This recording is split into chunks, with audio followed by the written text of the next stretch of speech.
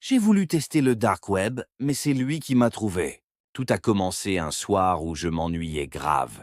J'avais entendu plein de trucs chelous sur le dark web, ces coins sombres d'Internet où tu trouves tout et n'importe quoi. Des trucs illégaux, des secrets, des mystères. J'étais curieux, mais aussi un peu flippé. Bref, j'ai décidé de me lancer, tranquille. J'ai téléchargé Tor, le navigateur spécial, pour accéder à ce monde caché. J'ai commencé à naviguer, découvrir des forums, des sites bizarres, des marchés noirs. Ça allait, je me sentais juste comme un hacker de film. Mais plus je descendais dans ces tunnels obscurs, plus je sentais que quelque chose clochait. Puis, un message est apparu, direct dans ma boîte privée, sans savoir d'où il venait. Juste un message. Je te vois. Je pensais à une blague, un troll, alors j'ai ignoré. Mais les messages sont devenus de plus en plus précis. Ils savaient mon nom, mon adresse, même ce que je faisais à chaque moment.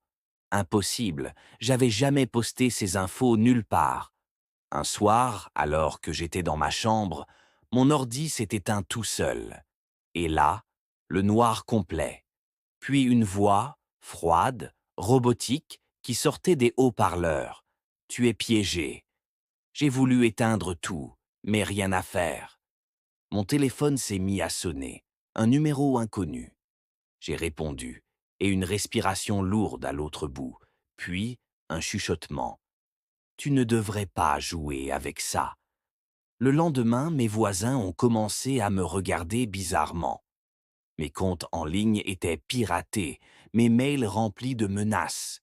Le pire, j'ai trouvé une vidéo sur mon ordi, filmée dans ma chambre, alors que j'étais au lycée. Quelqu'un m'observait depuis l'ombre. J'ai essayé d'effacer tout, changer de PC, de numéro, mais ça revenait. Comme si cette entité digitale était liée à moi, partout. Maintenant, j'ai coupé Internet chez moi. Je dors avec la lumière allumée. Mais parfois, mon écran s'allume seul, montrant un visage flou, un masque noir qui me fixe. J'ai appris que sur le dark web, il y a des choses qu'on ne devrait jamais chercher. Parce que parfois, ce ne sont pas les humains qui te chassent, mais quelque chose d'autre. Abonne-toi pour plus d'anecdotes dans ce genre.